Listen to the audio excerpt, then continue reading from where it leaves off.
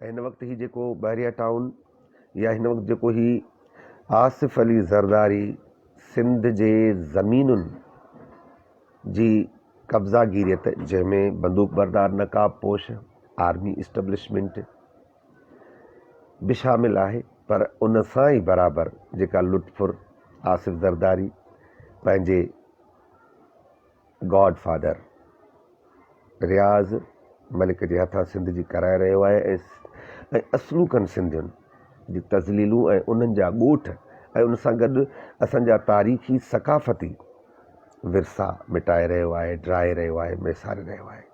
इन सॼियुनि शयुनि खे अॻिते वधी जहिड़े तहिड़े हाल सां सिंध सभा पंहिंजे हिसे जो कमु करण जे लाइ अॼु ऐलान पई करे त असीं सूमर ते ही सूमर जेको अचे पियो सूमर 3 तारीख़ सुबुह जो 10 वॻे हैदराबाद प्रेस क्लब खां मार्च एहतजाजी मार्च सिंध सभा पंहिंजनि मेंबरनि उहिदेदारनि ऐं दोस्तनि सां सिंध सभा जे दोस्तनि सां गॾु शुरू कंदी, नारनि जी गुंजार में मुतालबा कंदी, बिलावल हाउस ॾांहुं वधंदी। छो त हीअ जेका फुरलुट हीअ जेका कब्ज़ागीरी थी रही आहे उहा मलिक रियाज़ जे थ्रू बिलावल हाउस करे रहियो आहे, सिंध जी धरती खपाए रहियो आहे ऐं असांखे टारगेट बि उनखे बनाइणु घुरिजे, वञण बि उन ॾांहुं घुरिजे। बाक़ी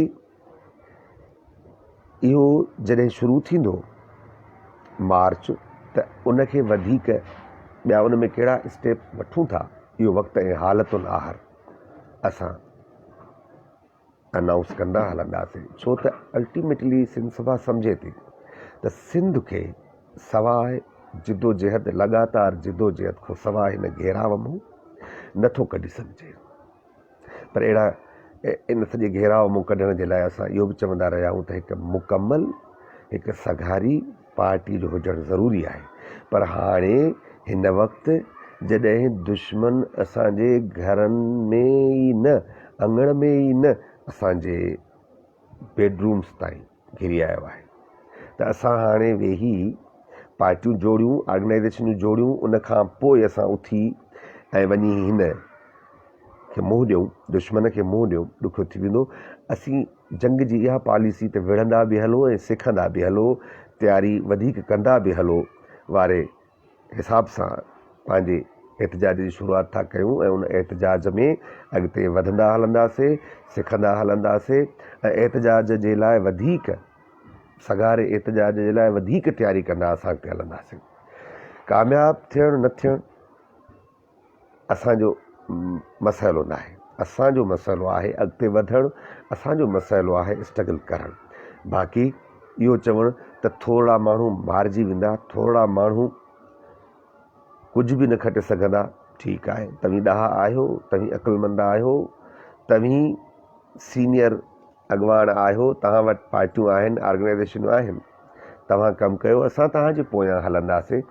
पर जे तव्हां नथा हलो त पोइ असां हलूं था, तव्हां भला ॿियो कुझु बि न, भला हिकिड़ी इख़लाक़ी हिमायत ई करे छॾियो।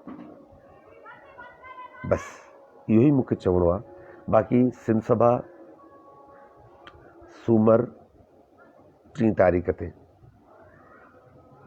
पंहिंजी एहतजाजी रैली जी शुरूआति कंदी हैदराबाद प्रेस क्लब खां सुबुह जो 10 वॻे पंहिंजनि में सिंध सभा मेंबरनि, उहिदेदारनि ऐं दोस्तनि सां गॾु। पर सिंध सभा समूरनि सिंध परस्तनि खे, सिंध जे ॿचड़नि खे, धीअरुनि खे, अमड़ियुनि खे, पीअरुनि खे ऐं ख़ासि क़ौमी कारकुननि खे त उहे वधि में वधि हिन एहतजाज में, हिन एहतजाजी मार्च में शामिलु थियनि।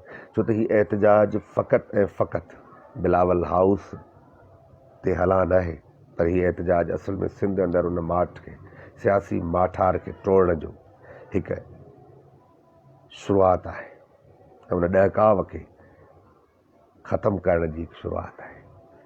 दोस्तो, सूमर 3 तारीख़ ते सिंध सभा हैदराबाद प्रेस क्लब मां सिंध में गैर सिंधियुनि खां मिल्कियत ख़रीद करण ऐं वोट ॾियण जो हक़ु वापसि वठो वारो बिल सिंध असेंबलीअ मां पास कराइण जे लाइ हीअ एहतजाज करे थी ऐं उन सां गॾु सिंध मां खंभे गुम कयल सिंधियुनि खे आजो कराइण ऐं खंभिजण वारे अमल खे बंदि कराइण जे लाइ हीअ एहतजाजी रैली आहे। ऐं उन सां गॾु सिंधी नियाणियुनि खे खंभे उन्हनि जा मज़हब मटाइण बंदि कयो, हीअ रैली आहे। ॻाल्हियूं लगातार रहंदियूं। समूरनि दोस्तनि खे गुज़ारिश आहे त हिन वीडियो खे वधि में वधि शेयर कयो, वधि में वधि दोस्तनि ताईं पुॼायो त जीअं असां ही बहितर ऐं सघारो एहतजाज करे सघूं। छो त असां वरी ॿुधायूं था सिंध खे सिर्फ़ु ऐं सिर्फ़ु सघारे एहतजाजनि सां बचाए सघिजे थो। ॻाल्हियुनि सां बल्ब न ॿरंदा। एहतजाज, विखूं, पघर, वक़्तु ऐं रत। सिंध को जीए सिंध, जीए साईं जी सिंध।